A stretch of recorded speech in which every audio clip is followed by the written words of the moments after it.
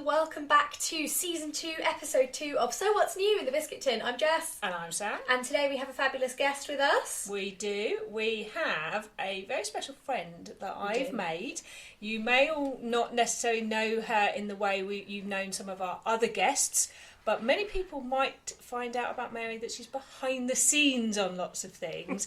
Yes, to be honest, I wouldn't be the same person I am right now without Mary. So our special guest today is Mary. I met Mary when I set up the Sewing Social in 2023. And she's been to every single one, and including holding off going on a flight to visit her son. Going to make she come back. Doing the yes. And Mary's been to my virtuals as well. So if you've been to any of the Southern Social virtual or in-person ones, you will have met Mary. If you've used the Social Directory Instagram account or Facebook group, you will have met Mary through that. Mary's masquerading as Sam in that context. Well, and she masquerades as me even more in her email responses to people when they're booking places on the Southern Social. Yeah, guys, Sam isn't a person, she's actually a loose confederation of concepts. So, Mary has become a close friend of mine, I would describe her as. We actually both live in the same town, which we didn't know when we first met. And I have come to see Mary as a point of approval in my sewing.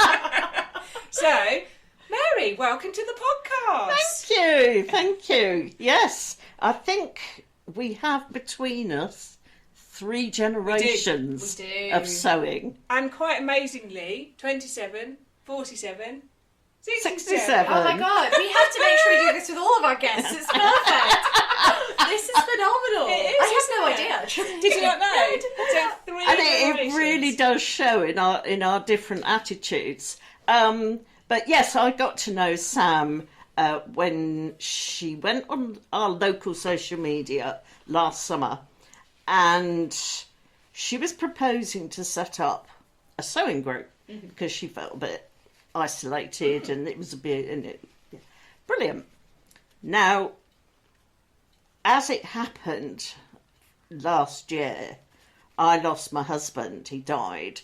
And although family and friends are absolutely brilliant, there comes a point where you have to get back out into the world. And this was so up my street. And I said to Sam a couple of meetings in, you have no idea how much this has meant to me. So if anybody thinks they were scared going along to a first time meeting, it was nothing. I think I was 40 minutes late. Everything that could go wrong did go wrong. And it did take me quite a few months to settle down and actually produce something. So anybody who's thinking, I can't go to a social. I should say, we've all 3 of us been at the Southern Social today and had a fabulous time. Yeah.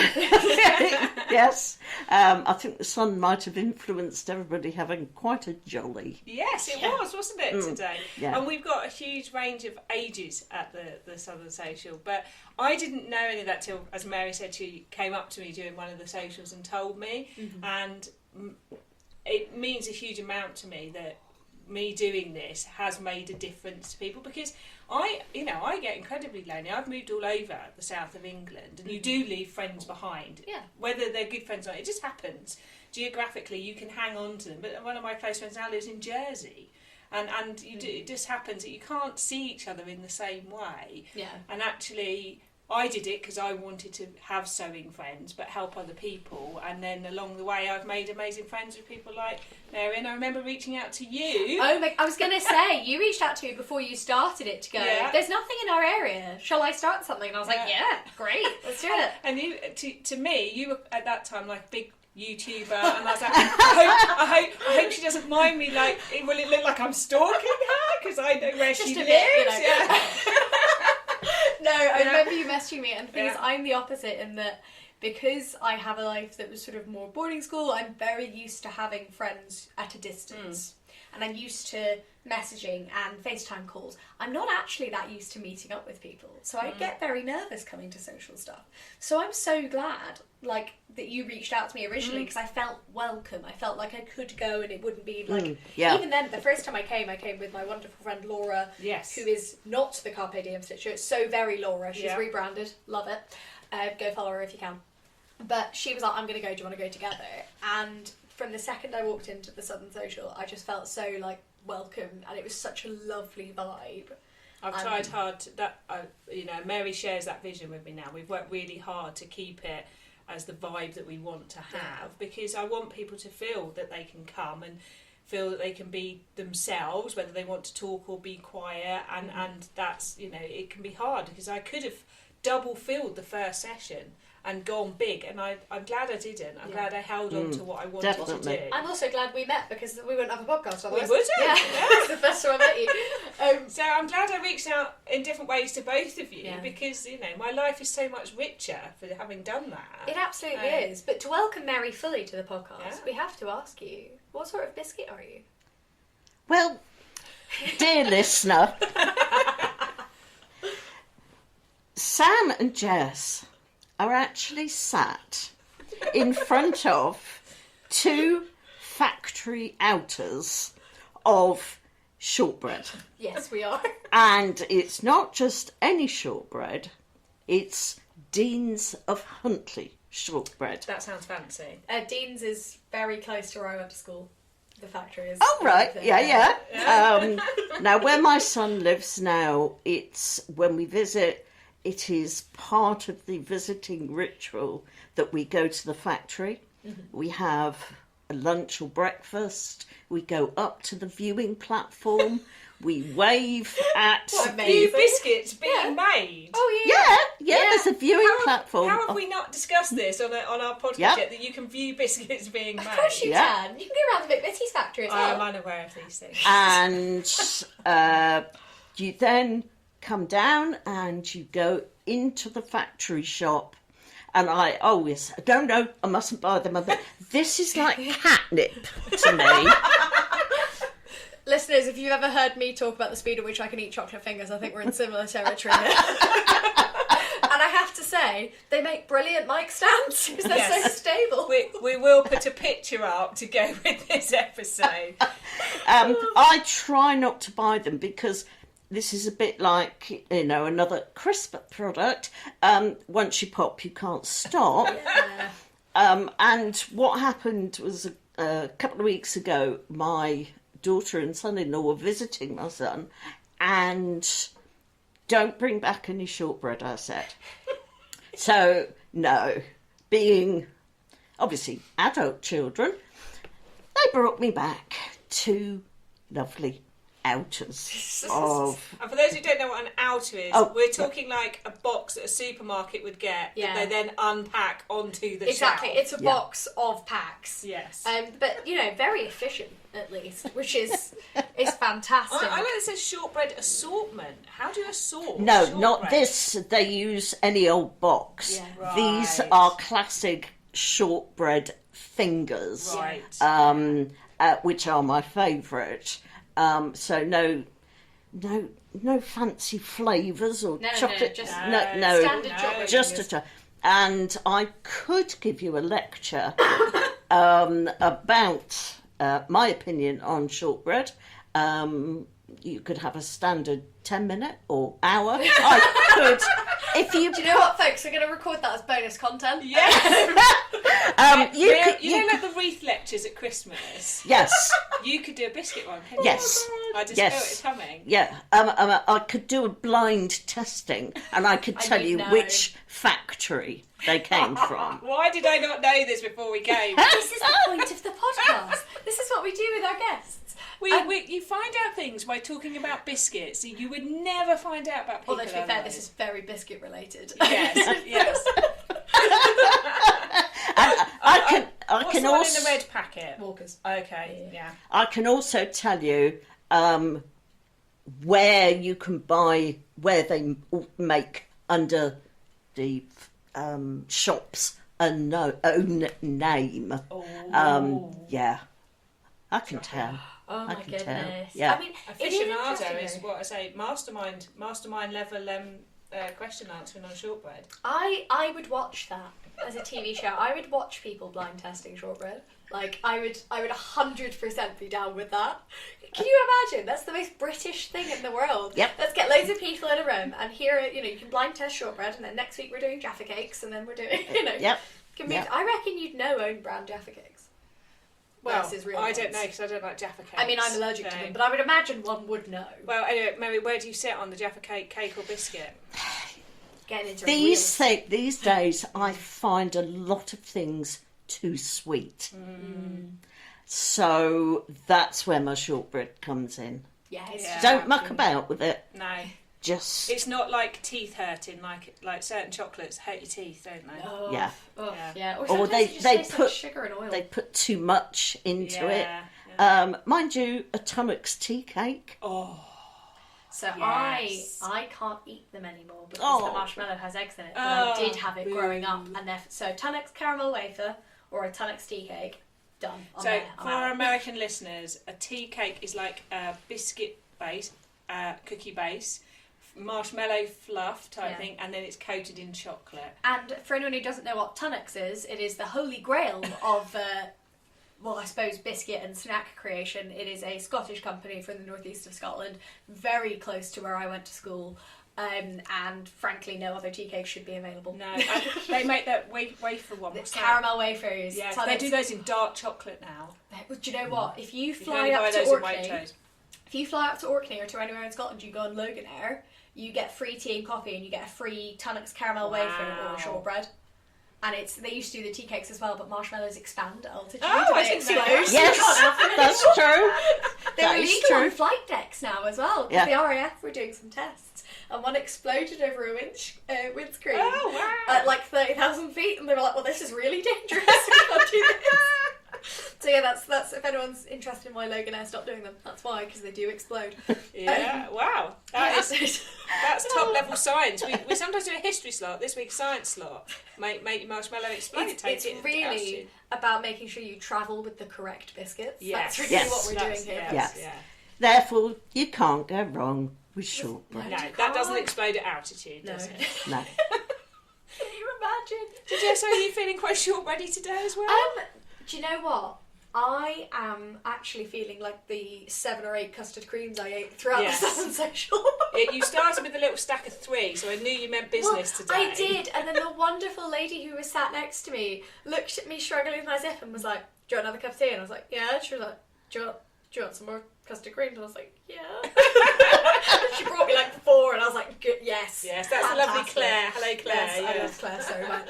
And it we was know just- she's a listener we do. because Claire told us today that she's actually asked the people that work for her what biscuits they are. Yes. And apparently, quite rightly, they Yeah. were baffled at the beginning Yes, of the week, and but then got you know, it. And she asked Yeah. them at the beginning of a shift and the end of a shift to see if the biscuit had changed. Oh my god, that's such a great idea. Now, speaking Yeah. of, what are your biscuit vibes today? You're very colourful. You're in party Yeah, ring territory with your I'd earrings. say I'm going to go midget gem. Oh, I hate them so much. Why are you a midget jam? See, I don't particularly like to eat them, but I feel like a midget gem. Yeah, you today. do. I think you look like a party ring. She does look like a Yeah. party ring. So we'll need to describe again. So I have on a Biogazalia fabric, and it's the only way to describe it is marshmallow pink with like I'd lemon say it's egg almost yolk yellow more fuchsia pattern. in a way. It's like a rhubarb and custard sweet. That's the Yes. only way I can describe Yes, it. is. And I've turned it into like a puff sleeve t-shirt. So, and then I've got green trousers on. So, yeah, there's strong kids party vibes coming off me today. There are. And I just feel like, you know, like the midget gems, they're party. in a minute, I'm going to tell you Yes. why I hate midget And, jams. and for they're a like very the specific tiniest, reason. smallest biscuit, aren't they? With like a whirly, hard Yeah. thing on top. I don't I like the think, whirly. yeah, No, hard the I'm thing. not party's a- horrible. But it's quite swirly, and I feel a bit swirly Yeah, and no, party. I think that's Yes. fair.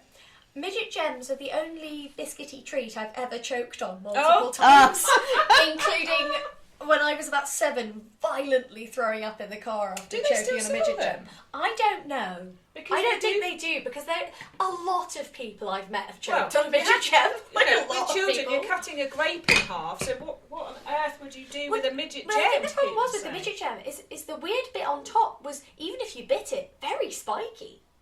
Yeah, they are. They're really hard. And also I just don't- very, like, do you know what? Even thinking about them now makes my teeth itch.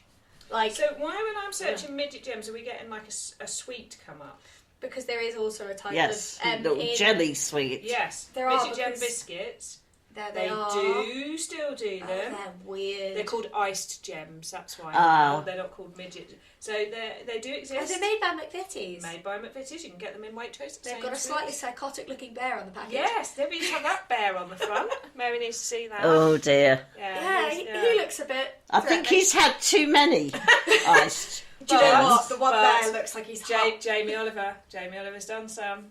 I need to now see. Oh, but he said nostalgic biscuits Yes. sorted. I can hear him saying that in his awful Yeah. mockery I bet accent. he's done them with meringue. I bet that's Oh meringue. yeah, I think they're meant to be meringue. Well, yeah, but those hard, like, it's like royal icing, isn't Oh, it? it's Yeah, yeah. But it Yeah. is, I don't know, midget gems, I feel like if they were a bit bigger, I'd be fine with them. But they're so tiny, they're just a bit strange. Yes. But I can see as a vibe how you would feel like a midget gem. Yes, I it's a can see that. vibe rather than a taste, because I don't particularly like to eat them. No one does. But to look at, Yeah. vibe. Do you know what? Mary has beaten the previous time spent talking about biscuits. Yeah, we have. You are the all-time record. Are we? I think Yes. yesterday with Becky and Tandem a bit longer because there were 4 of us. And then we got into a whole thing Possibly. about digestives. Did we? Oh, Mary. Okay, if we did it by ratio, Oh yeah, then by then- ratio, yes, yeah, then Mary, we're winning. You're winning on the amount of time spent talking about biscuits. I do have one very critical question about shortbread though. Where do you stand on the things like lavender flavouring in them? Now, ladies and gentlemen, I have never in my life seen a person's face actually drop. I have heard it described, That's the only way. but It was a Paddington stare. it was a full from smiling and having a lovely time to what the actual are you talking about?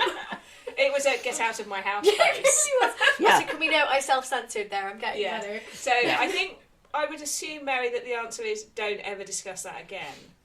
I think so. I think so. I mean, I like things plain. I mean, shortbread is plain and simple. It Very is. much like my dear self. I don't like flavourings in my coffee. No, I don't like that's fair. tea and all that kind of stuff. Plain and simple. That is She says wearing the most fabulous earrings that I made. Yeah, they're, Yes. they're Yes. fantastic. I noticed them instantly when we went to the social. They look gorgeous. So the earrings, just so anyone to know, are like a hoop FIMO in orange, blue, and red. They are really, really cool. To be fair, even I have colourful earrings on You do, today. We're actually yes. doing quite well. Now, one of the things that's been really nice about both today and this is that, as you mentioned earlier, we do have 3 generations of sewists here today. And that links nicely with our topic. Because today we're going to be talking a little bit about perfectionism. And a lot of that can come from how you learnt to sew, when you learnt to sew, all of those sort of different dynamics around sewing.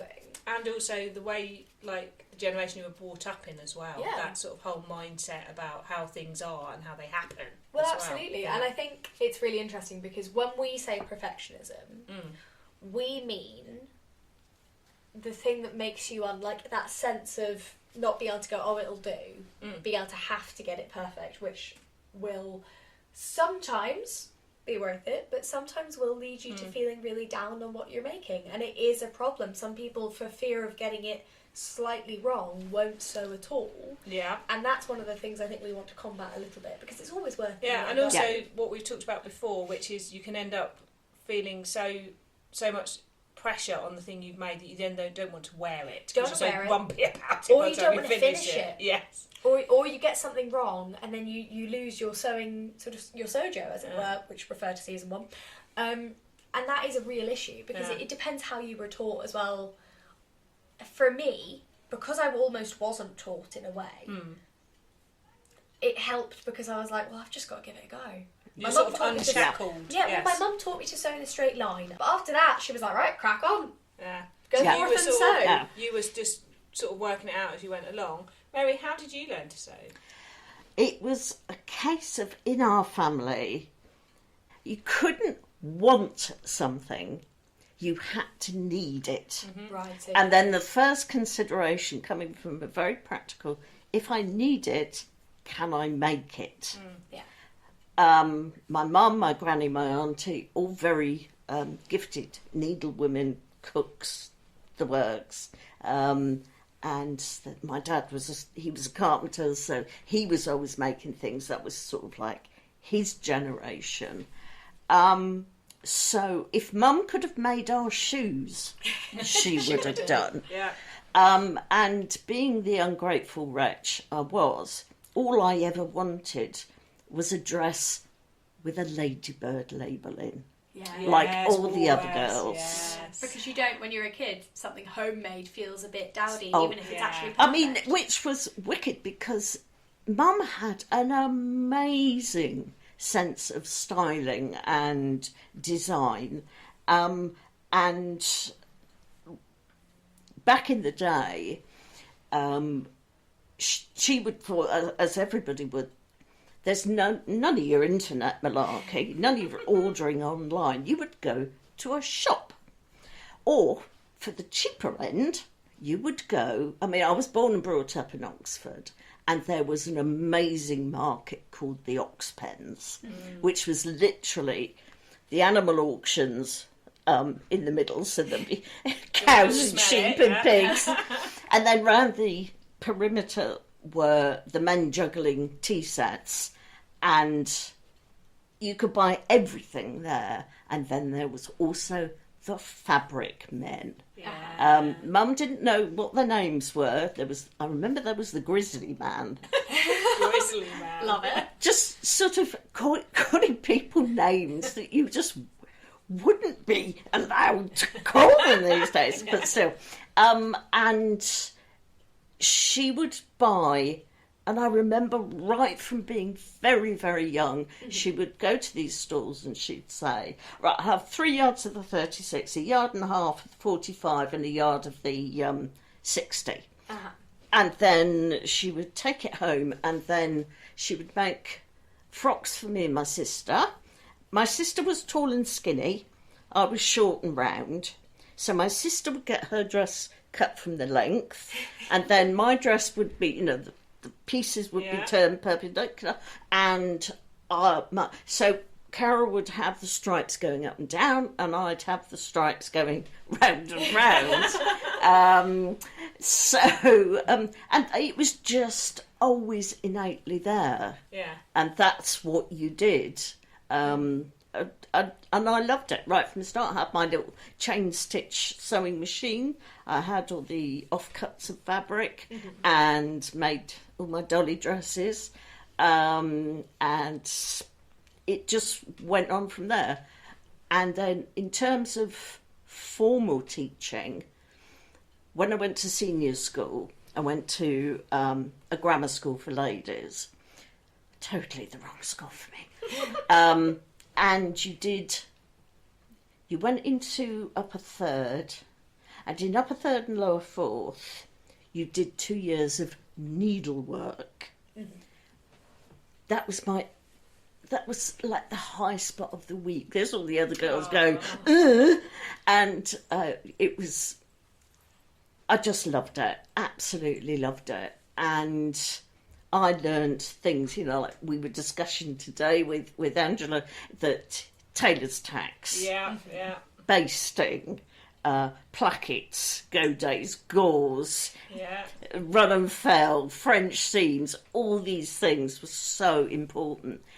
These days, needlework is an ology, and they have to have, they have to have such imagination and creative. It's all project-based. Back in my day, it was a hand-cranked Singer machine, and you just had to produce samples. So that was my grounding in good. And then, so upper fourth, unfortunately, I decided to do Latin and academic, and that was the end of my, So that's interesting that because you were taught all of those things at school, I assume that the person teaching you had one way that it was done. Yes, it was very much if it's not as nice on the inside, girls, then you must do something about it. It's got to be finished as nicely inside as it is outside. And that, and then I met Sam, and Do you know, it's so funny though, because so my mum was a costume designer. Yeah. She doesn't care about the inside at all. Yeah, Because for yeah. theatre it does not matter. Yeah. It matters how it looks on the outside, how it's constructed, how it's worn, but also how quick it is to take off to costume. Yes, yes. So it's so funny, and I talked to her about scene finishing, and she's like, I suppose you can. Like, she knows how to do it all, but she can't be bothered, you know. Yeah. So I had a quite unpleasant sewing experience at school, and it wasn't a good quality experience. We weren't taught actual techniques. We messed around a lot in it because why wouldn't you?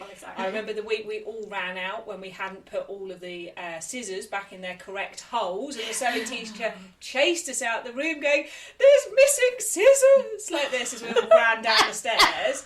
And her shouting across the sewing room, "Whose bobbin is loose?" You know, we used to get a lot of that. She sounds ludicrous, Yeah. I'm sorry. Yeah. The Benina front loading they were, so she could hear it across the room rattling if someone had not put it in properly. And I just remember making this cushion that was an apple shape, but wasn't given any teaching about how you sew round curves and snipping the curves. We never taught any of that. It was just like time filling. But that's rather really than, interesting. Yeah. Because I mean, for me, I'm of the age where there isn't sewing in school. But it's back again now in the DT curriculum, So which I think for me, is good. like, I think there may have been textiles at GCSE. I don't know, because we all did. Well, I didn't do DT or anything from GCSE, but it wasn't like an option. I didn't like, get that to I do knew textiles, no. And I think the thing is that, I mean, I wouldn't have done it at the time because it wasn't really of interest. It was only when I turned 17. Like, similarly to you, Mary, I grew up in an atmosphere where everything could be made. Yes. My mum was a costume designer. My grandma sewed loads. She made her wedding dress and her sisters and everything. My dad was a master carpenter because my parents met in the theatre. So there was, every time they saw something they liked, they go, "How do you reckon they did that?" And Dad would just go and make it. He measures by eye, both my parents do. And that's interesting because I've grown up in that, because we taught us Exactly. before, you know, my nan would taught me to knit, my mum sewed, my dad made But things. it's so that we've idea, all come isn't it? from that place, yeah. It's, you look at things and you go, "Oh, I probably could make that." And it's the difference of whether you have to, or like things like mending. I've said this on the pod before. My grandma, my grandparents been married for 65 years, coming up for 66 this year. And she married Grandpa and she said, "The one thing is, I refuse to do any darning. Because that was my chore as a child, and I will not do it. You will buy new socks for all I care, but I refuse to darn your socks." Because for her, mending was something that was her childhood. It was growing up on a farm, and she was like, "I'm not doing that, like, as an adult." But then now, mending is such a skill that people don't have. Yeah. And, you know, I have mended my other half's jeans. He's not satisfied with it. He wants a more robust mend. But What's he doing to his jeans? I really don't want to say on the podcast why. But it's that classic, like, seam bit on the crotch, isn't it? It goes in all men's jeans, because they're not made as strongly as they used to be. You know, and so I put a nice grey bit of actually, like, ribbing there, because I thought it's got a bit more give. But he still feels the need to buy new ones, even though I've repaired them. It's almost like he knows in his head that the repair is there, which is odd. Yeah. No. So interested, like the inverse of Mary, wasn't actually taught traditionally how to sew. No. And I know my mum sewed, but I don't remember her, apart from teaching me how to make curtains, I don't remember her teaching me how to sew. Yeah. And I think when Mary said, "and then I made Sam," might be the explanation of what then comes after that. So I think you've carried a voice in you for a lot of your life about your sewing, haven't you? Yeah. What does that voice sound like? I mean, my mother saying, you know, you mustn't be showy. Yeah. Oh, okay. And it has to be just so. In fact, when I sort of cut my teeth in terms of sewing at home. I think I annoyed her a lot. Didn't take a lot to annoy her. And so she had, when I was 5, she bought this amazing, at the time, Benina machine, and it's still going. I have it upstairs, and she let me cut my teeth on it. Well, I'm damned if I'd have let my 10-year-old, 9-year-old, I mean, who was perfectly competent, but No. And it's... So she had very firm views on how things should be. And the showy things... Gold buttons, dear. They're very showy. Okay. So, So the last 10 months since we've met...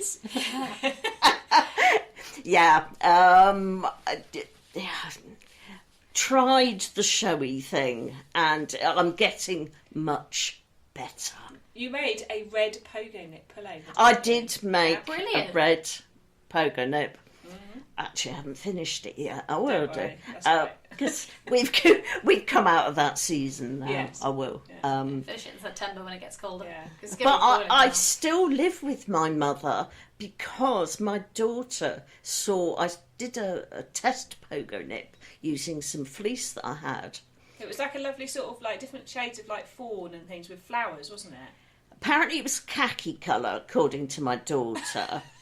And she has forbidden me to ever be seen in public in this Hence, garment. I've encouraged Mary to wear it in public. I'm like, Mary, I want to see you in town in that What's top. wrong with khaki? Yeah, well, I think it's the flowers and It's the and flowers, processing that this is it's- not her mum. Yeah, Yeah.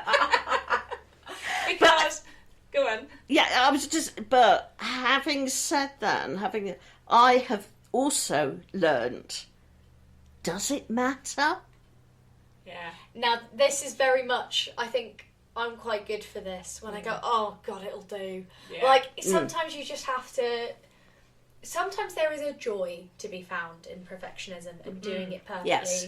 But sometimes there's a joy in just wearing it and getting on and Yeah. doing it. Yeah. And no one cares. No one's looking at the inside of your seams and no, grading but them. Mary's not even worried about other people. She's worried about the sewing teacher and her mum. Yes. So that's the thing, though. Um, It's a lot to slam off those voices. Yes. Yeah. Yeah. But when you look at clothes that are ready to wear, you often see, wherever you go anywhere, hey, that's not pattern match. No, Yeah, and the How hems. can anybody wear that? That is, Yeah. and I you did know reel on this. why it's happened, because they are being as economical with the Yeah. fabric Yeah. as And they also they're possibly not can being be. paid enough to No, so there's no point putting the effort But in even if some you're of the not. high end. Oh, someone showed a picture of like this amazing high end thing. The hem was shocking on it. Oh yeah, someone Yeah. did it. It was Yeah. like a Hugo Boss window. Yeah. Someone basically stood outside on like Oxford Street and was like, okay, so I've seen this, but actually you can see from here, this is single lined, this is only...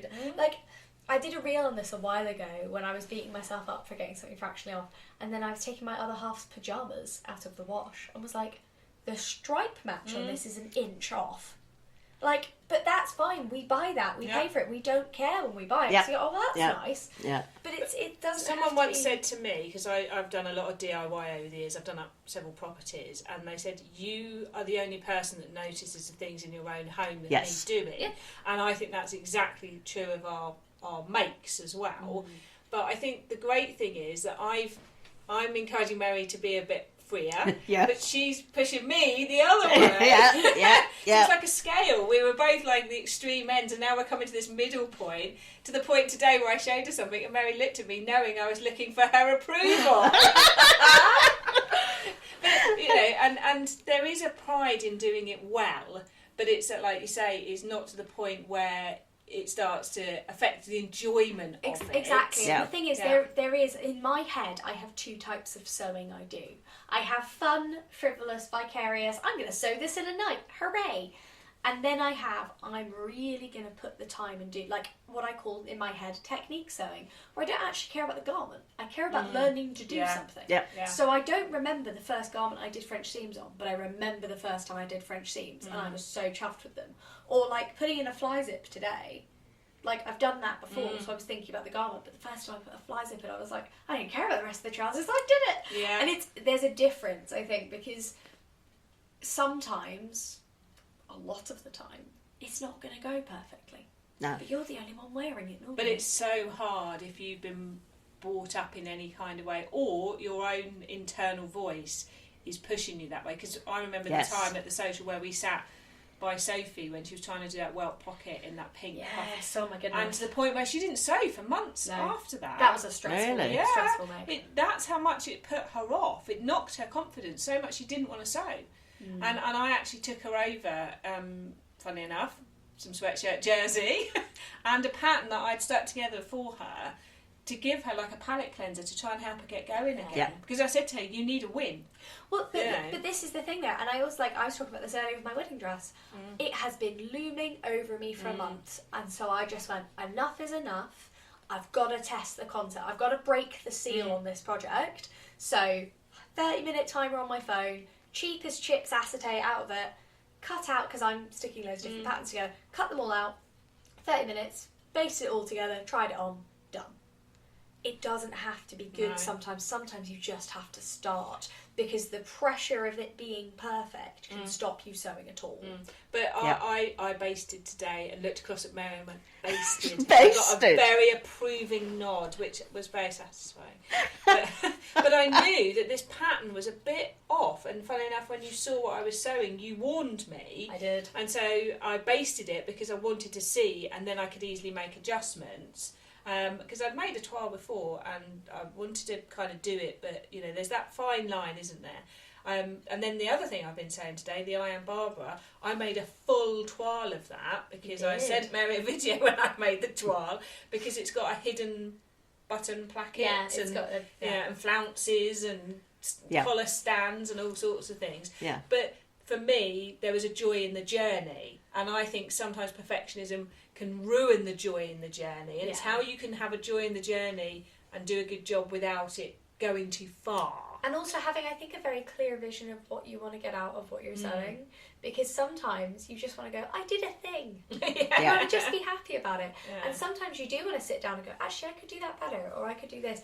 And I think you have to be honest with yourself as to where you are in your own head and why you're doing it. Because if someone tried to sit down and critique something, I've had a hellish week and I've just sat down, I'm having time with me and my sewing machine. Yeah.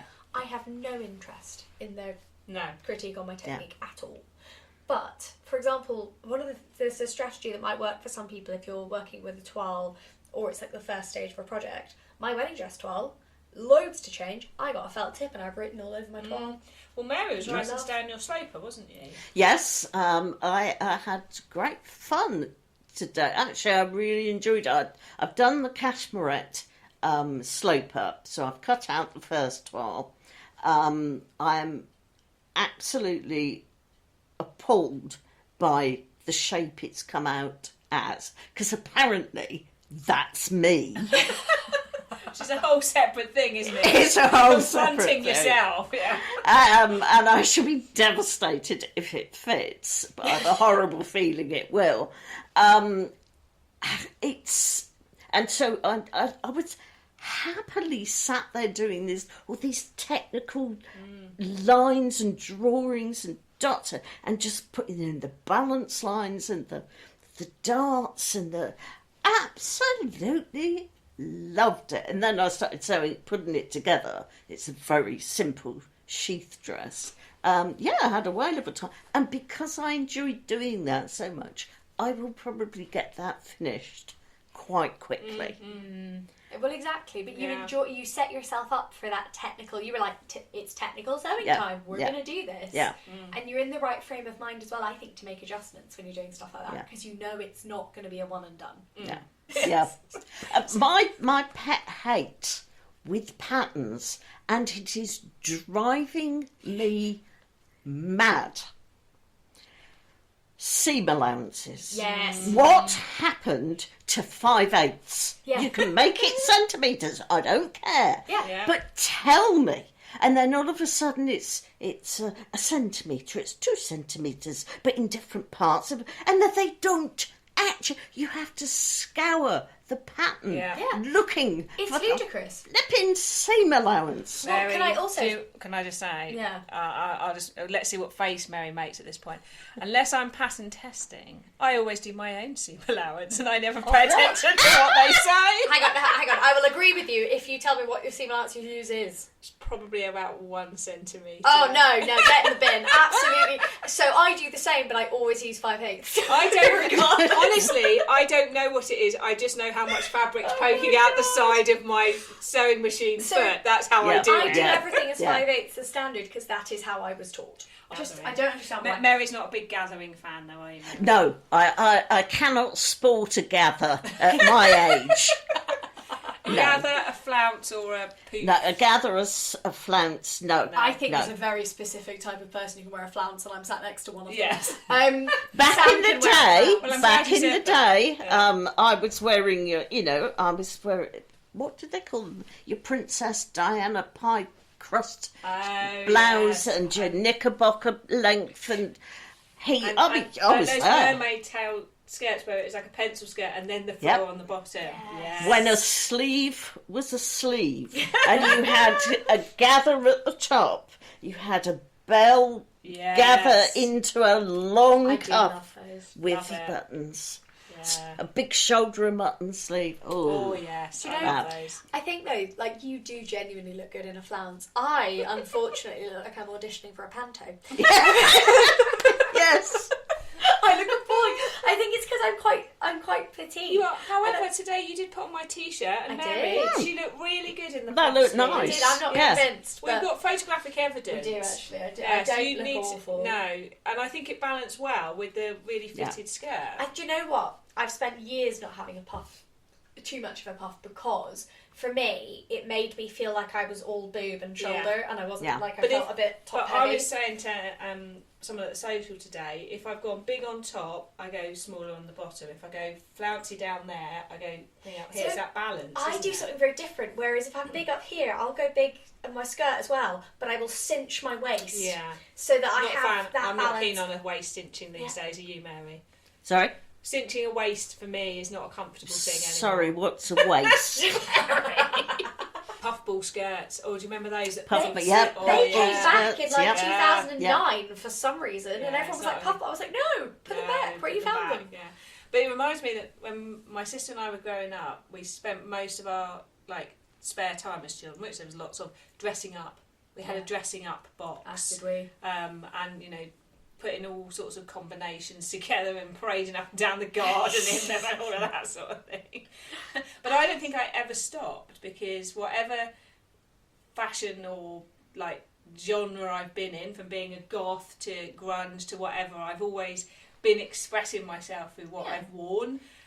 Even when that was a conscious, I'm wearing green DM boots and skinny jeans and band t-shirts, it was still like a conscious choice. Yeah, it's still a choice. My sister was disgusted by that whole era. Like, why are you wearing that? I mean, I think we should share photographic evidence of your many eras on the pod. And I, for one, am willing to dig through photos to find them. I'm pretty sure I can find a picture of me as a goth, as the only blonde goth that existed. Because my mum wouldn't let me dye my hair. Oh my god. But I had the obligatory boyfriend with long hair as well. Good. Yes. It's important to make sure you have played a guitar and was in a band. So you can't be do you know what? I can't be too, because I had one of those. I think everyone does at some point. Everyone goes through one of those. So my mum's favourite story is to talk about when they took we used to go on European holidays and stay in Eurostar camping tents. They're like these big camping tents. I used to go to Eurostar camper van. And for people who don't know, they're like almost marquee level tents with bays inside that you sleep in, zipped in pods inside. And to the point where my mum and dad bought a second-hand one so we could take our own version around. And people used to then think we were part of Eurocamp. Oh my god. As a family, we had to learn how to put this tent up where you're all on the corners and stand it up. So my mum's story is of taking me through this small, quaint German village with me dressed as a goth in tie-dye tasselled skirt and velvet zipped top, and she said the locals, their brains couldn't process it. I mean, darling, neither can mine. What the? This was the days when Carnaby Street was Carnaby Street, where it was actually independent shops. So we used to get on the train and go to London, and that's what you could buy in Carnaby Street. Yes. So you're now processing me wearing that, aren't you? Yes, I am still. I'm pretty sure I can do you find know a what, picture. though? When I was younger, it was definitely easier to buy different types of clothes. It's very Much more homogenous independent now. shops. Yeah, I mean, and I know you can buy vintage now, and I did go through before I started sewing again, buying a lot of vintage clothes. But it is different because like newer clothes do all look the same. They do. It's quite And I homogenous think it's now. actually worth going back, folks, and listening to the episode we did with Sarah, who used to be a commercial pattern cutter, and she can tell you a little bit about how many different brands are made in one pattern cutting studio. Really? And things like that, which is really... Sarah's fantastic, so follow my homemade wardrobe patterns if you don't So already. I'll say Sarah's an that's absolute vibe. season 1, I want to say it's like episode 4. episode It is episode 4. 5. No, 4. Pattern hacking. All about patterns, was it? Yes, all about Episode patterns. 5. So I'll just say Episode it again. 5. It was season 1, episode 5. Yes, so definitely go give that a listen. But I think it's interesting because there's dressing to express your personality. Mm-hmm. I think what I do is I dress for how I want to feel and be. Yeah. So I dress differently for work to I do for exams, to how I do for teaching work versus client work, to how I do for home, to how I do for social stuff. Because for me, it's like putting on That version of yourself. Exactly, Yeah, and yeah. they all exist, and that's fine. But it's sort of, I'm someone who gets very, very stressed if I don't know a dress code. Even vaguely. Like, I don't need exact, No. but I need what my partner hilariously is like, you have to do a vibe check for Yes. everything you go to. And I'm like, I do, I just need to understand the vibe. I'd always rather be overdressed than underdressed. Because I am overdressed I always can pull off, overdressed. it's fine. But it's weird for me, that's like where I have a huge wardrobe, and it all gets worn. And that's why I sew as well, is because I like to create something that is bespoke for that experience. So the What about jumpsuit you? I'm wearing now is for my sister-in-law's heading. What about you, Mary? What do you dress like? Has that changed through your life, or? Yes. I think as going back to that kind of repression, be a good girl, I mean, I got married at 21, can you believe? Well, I got mine at 20. Yeah. Yeah, first time. And it was to and Alan was it's the same one that's just died. He was a police officer, and back in the day, you had to be vetted. Yeah. You had to behave in a certain way. So I lived, goth behave. No, I didn't live it. I witnessed goth, new romantics, all of these things. My sister, I remember when I was little, she was a hippie and she wore a bell around her. Mary was doing a shaking action. yeah, that's me shaking a bell. Now, so I dressed for work, and I don't think I ever really expressed me, because I wasn't quite sure who me was. Yeah. And then all I knew was that I hated doing my job, because back in the day when you were a good girl, and you were a bit sort of, you weren't university material. I have now discovered, having been tested as an adult, I am on the autistic spectrum, and I do have ADHD. Procrastination is my middle name, and I've had to apologise to my son that I handed this on to him, lock, stock and barrel. Look at what your son does. He's amazing. And what I'm trying to say is I was repressed by all these things, and then having children, but I was always able to sew, so what I wore was always different. What you were saying about what's in the shops is the same thing. So this is also a bit of my mum. You've got to be different, dear. But not showy. Not showy, but you've got to be different, because you don't want to be wearing The same as everybody everybody else. But I did notice, and then when I was Alan's carer for many years before he died, and that is a very difficult, because what's the point? Well, you can lose yourself. You can can't lose you? yourself. Yeah. Your self-esteem is very low. Yeah. And then I noticed after he died, I would spend most of my time wearing his tracksuit bottoms and his t-shirts, usually in a dull, khaki or black or navy blue. And then I just looked at myself one day and I thought, oh, blimey, you're going to have to do something. But that was really reflective of where you were. Of where I was. Yeah. And that's why I'm now sat here in a bright mango cardigan and beige trousers. She looks fabulous. Mary's looking fabulous. That's a very good colour on you, Mary. Yeah, it is. It looks lovely and warm. And Mary is underplaying her skills and ability because you taught yourself, was it MS-DOS? What was it you taught yourself?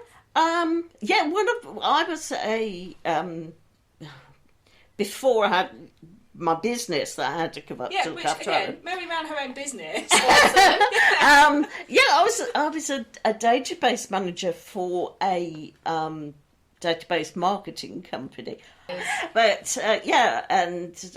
after various adventures, I was made redundant, and then I had a wool shop after that. Which is a brilliant name. It was called Clickety Clack. It was called Clickety Clack. That was Alan. He was very good at things like that. That's where I was coming from. But I didn't use. I think when I was about 18.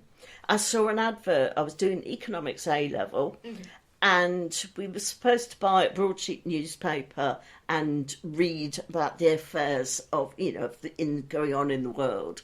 Well, I only read the situations vacant and the property pages, but I did notice there was an advert for, I don't know who was it, whether it was School of Needlework or National Trust. A fabric conservator. Amazing. Yes, please. But you had to have a history degree and all this.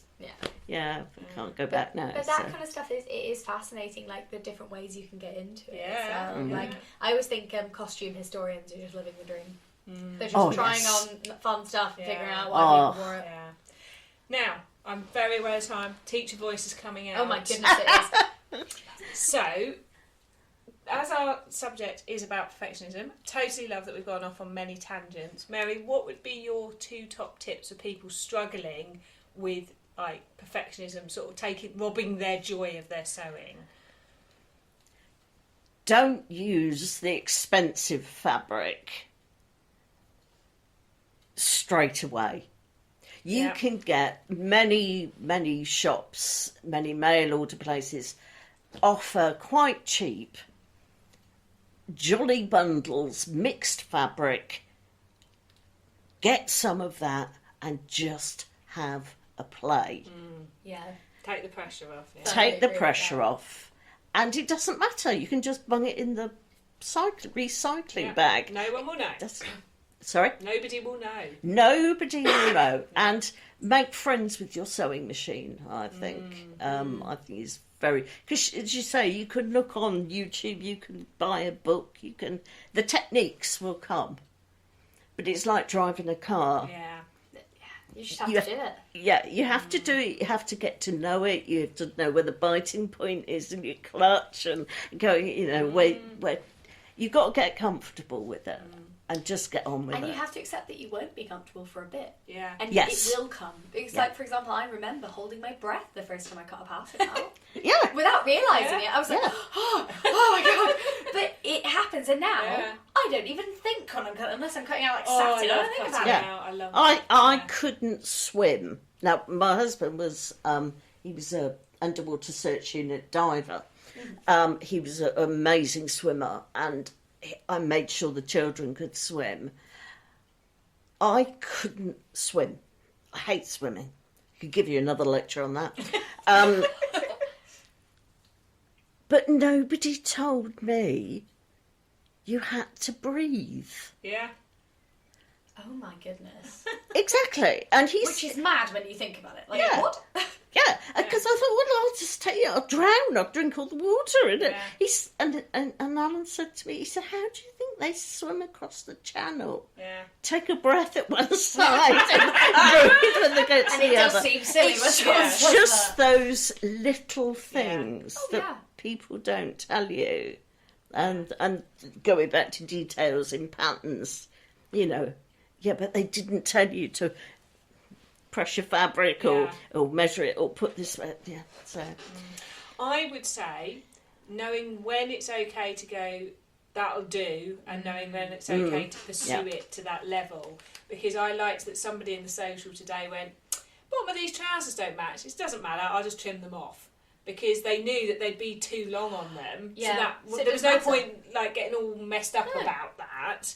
But knowing that actually if there's like a real mismatch in your arm cycle, then that's something's not right. Yeah. And I think that's the whole... And there's a difference between not great and genuinely incorrect. And I think if the pursuit of perfectionism is robbing the joy, then it's gone too far. Oh, 100%. I think if it's part of your journey of joyfulness, that's great. And a lady on one of the virtuals was telling me she's gone back to some of her original projects and she's unpicking them and refinishing them in a better way, because that's like a joyful thing to get a longer life out of something she's already made that she now knows better.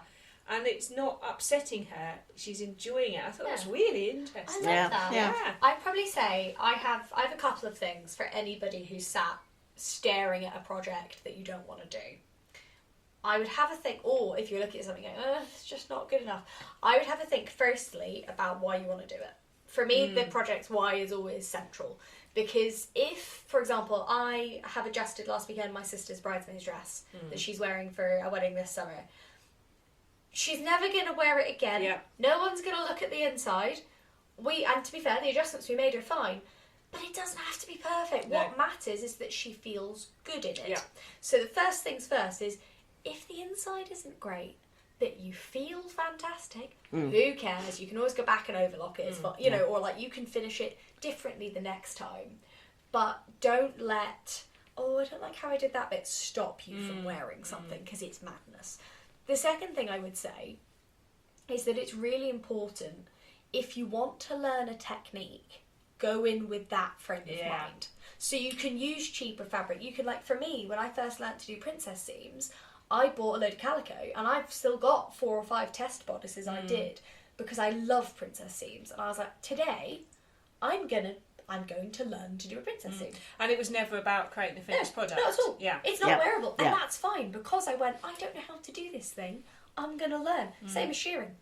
First time I did shearing, I just sat and did it for a while. Because you cannot expect to produce something perfect and wondrous and amazing with all of these. You can't. It's unrealistic and it puts too much pressure on you. At the end of the day, this is a hobby. Yeah. And you've got to enjoy whatever you're doing it and why you're doing it. So I'm going to segue very nicely, one show style here, into a dilemma. Now, this was a dilemma we found in a Facebook group. We'll keep it anonymous. I'll read it to you both. So my husband worked tirelessly to get my sewing room set up for me. There's my sewing table sits, piled with various items. I really want to sew, but I'm having difficulty making myself sit down to clean off the table and begin. I feel like a huge disappointment to my husband and to myself. Like learning most things, I'm terrified to fail, so never beginning prevents that. But not trying also makes me feel bad about myself. How do I break from these bonds that are holding me back? Ooh, I want to give that person a hug. Yeah, I was going to say that person needs a cup of tea and sit down. Oh. So, Mary, what would you say to that person if they came to you and said that? I think that person has probably had an experience close to mine that if it's not perfect, don't bother, you're pathetic, I think their self-esteem is on the ground. Yeah. Her husband has obviously put a lot of love and care into preparing this for her. Does he have expectations of her producing, a ball gown fit to be seen on Bridgerton? Yeah. I shouldn't think so. I would doubt it. Yeah. Does he want her to just have fun? Yeah. Almost definitely. Yeah. So I think turn that frown upside down and Need to start, I think, Yeah. with sewing something that will be confident boosting and not feeling that you have to launch in big. Yeah, Like, yeah. make some cushions. I think she needs to Makes start before that. She needs to stick a 15-minute timer on and clear that desk. Yeah, that's a good idea. Because Yeah. I know for me, Yeah. I get this. When my desk or my sewing space is covered and there's so many projects and I've got all of this to do, it gets so overwhelming, and then starting seems utterly impossible. Break it into Stick, chunks. exactly. We used our favourite phrases for this. Mine is always run the mile you're in. Do the bit that's in front of you. Stick a 15-minute timer on, clear that desk off. And then you can decide what you want to do. But it's impossible if you're staring at it and it's all looming at you. It's getting too much, and that would be too much for anybody. Yeah, and I'm pretty sure if he's put all that time and effort in, if you asked him to help, he'd probably help Yeah. you to do that So- bit too. And the thing is, I do get this. So my partner is the person who pushed me to get my sewing machine sent down from Scotland Yeah. because I didn't have it through uni. And I was like, oh, I don't want to create a mess. And like, oh, we don't have room. No, we don't have this. And he was like, no, because you have no hobbies currently, so you need to do it. You need something that's for you. I have this, you need this. And when it all came down, it was almost the pressure of someone else having arranged for you to have something Yes, nice. yes. So there's definitely But- that bit in there, isn't there? Because for the her, thing yeah. is, even if he's going, have a great time, your brain might still be going, oh, but he's put all this effort in, I need to make sure it's worth it. No, you don't. By using it, you are validating the effort he has put in. By literally just sitting down and using that space, he's going to go, yay, she's having time for herself. Yeah. The other thing I want to address here is the idea that by not starting, you're protecting yourself from failing. I was just I would thinking argue that yeah. you're not. Because also, failing isn't a bad thing. Failing is how learning works. Failing is how Yeah. creativity works. Failing, I'm a researcher. Failing is 90% of research. It's going, oh, well, that doesn't work. We'll give that another go. It's a huge part of sewing. Nothing you sew, with the exception of very few things, don't get an overlocker if you have a concern about this. But very few things you can't fix with a quick unpick and a cup of tea and throw Yes. against the wall quickly. Yes. Yeah. Yep. There's Yeah, very few absolutely. sewing things. If you're Don't- worried about cutting, really take your time over that. But once it's cut out, Yeah, I thought it was quite interesting the phrasing, making myself sit down to sort it out.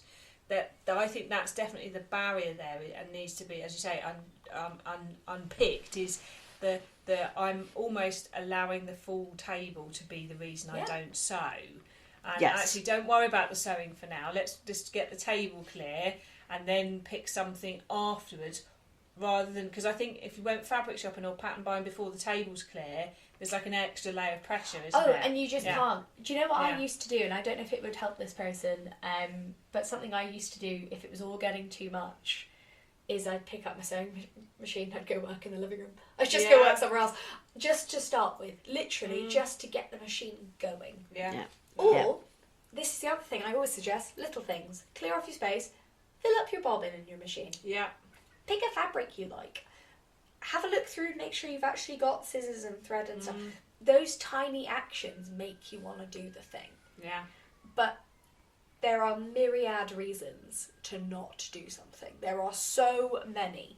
By literally choosing to sit down for 5 minutes and sew a straight line, you And I assume this person either wanted to sew or has sewn before, because Yeah. otherwise her husband wouldn't have set up a sewing room. No. So it might be worth going back, like we've talked about before, like making notes or thinking about what was the motivation, what was the joy, what Yeah. was the thing that got you And started. why did you stop? Yes. Because if Yeah. you stopped, for example, because you had kids and you had to get rid of your sewing machine and then you didn't Yeah. have time and then spiral, it could be you don't want to, you go, oh, I should, like we've all done it, you stop doing something and you go, oh, I really should go back to doing that, and then the weight of going back almost stops you because you don't want to go back and be bad at it.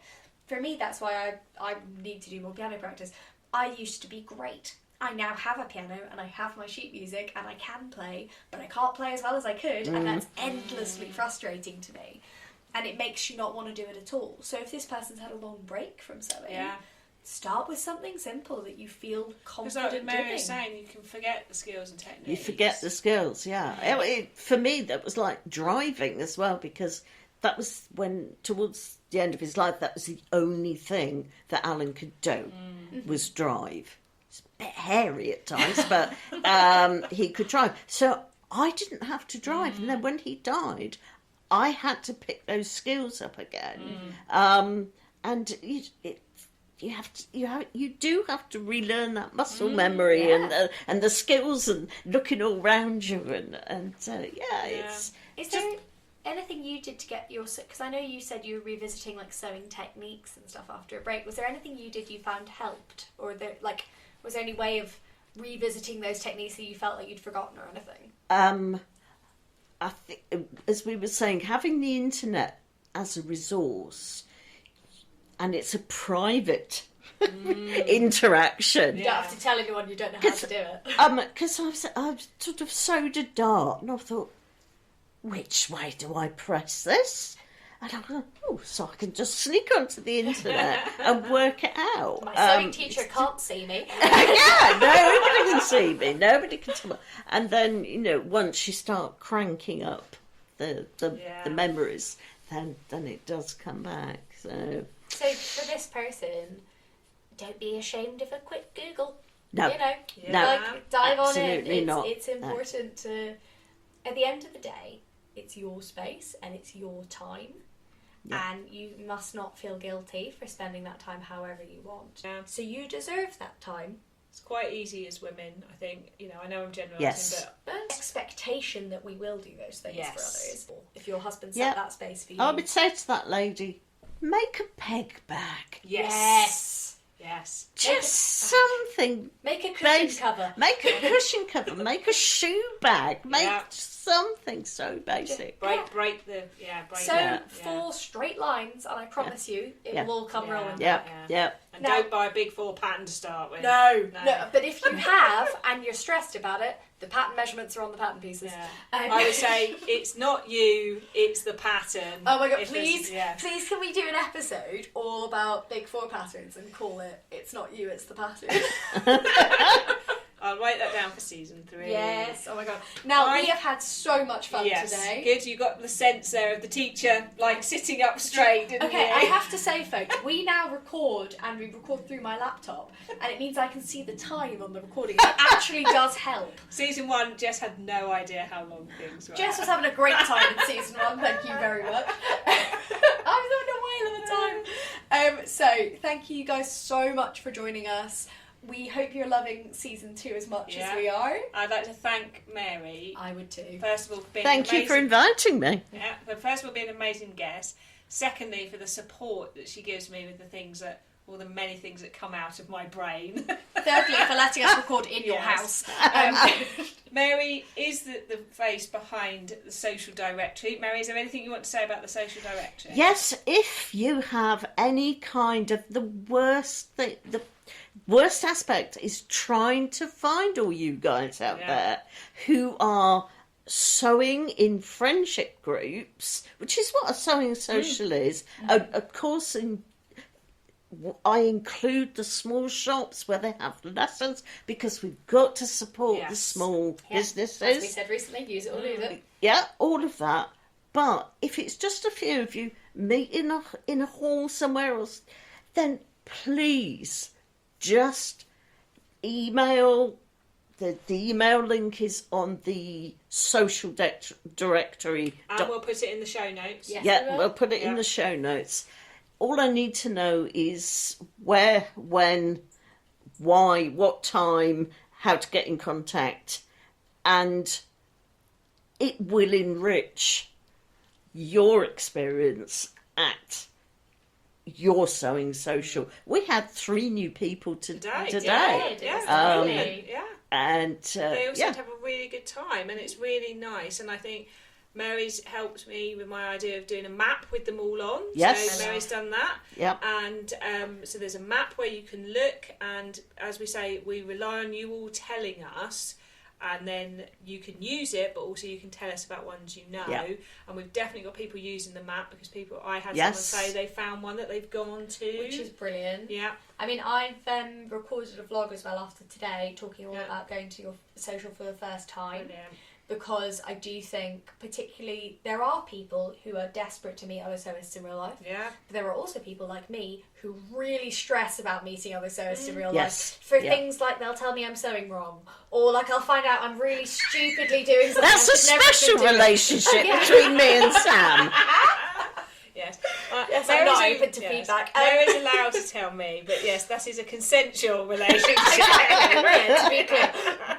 But it's a very real concern. There's lots of people who like sewing in the virtual world because it's their space. That's okay, because I do the virtual socials as well. Exactly. Yeah. Neatly And segued Mary's to there that. too. I do have one final brainchild that hasn't come to fruition yet, because Mary's told me to pace myself. She's looking at me now going, what are you thinking about now? I mean, So I'm she's not alone there. I'm also going, Sam, what are you doing? So I'm not going to talk about it yet. When Mary and I have got all the things going well that we're doing, then I'll share it with Mary. But I've got one last vision that I would like to do. Oh my not for the goodness. rest of my life, Folks, mind you. yeah, folks, she cannot be stopped. But please continue to support all of the fabulous social sewing initiatives. All We across really- the country and across the world, aren't we, Mary? We've got Yes. ones elsewhere in the Yes. As Yeah. a community. I'm actually thinking we could do some kind of world tour. world. Oh, yes. Oh my God, Get yeah. your world tour tickets out. We might need a Yeah. sponsor or two. We were planning today to go to a different social on a tour. Yes, we are. Yes. Yeah. We That'll are. be coming up. Do you know what? I'm so tempted to do a live pod recording from I it. think we should. probably It'd be should. so fun. Yes, car chats. That's what we need to call it. Us going places, just absolute chaos. But thank you, folks, so much for listening. As always, it's a long one, but we know you guys prefer the longer episodes, Yeah. so we're happy to oblige. Keep listening out. So next 2 weeks from 2 weeks' now. time will be episode 3. And remember to check out the Biscuit Tin if you would like to join us for bonus yes. extra content.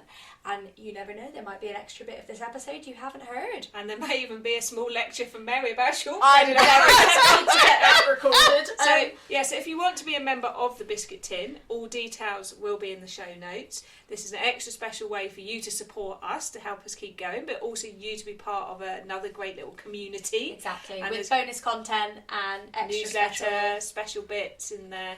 But remember, please tell somebody else about the pod and chat to people about biscuits. And leave us a review, folks, but only if it's like 5 stars. Like, leave us a review.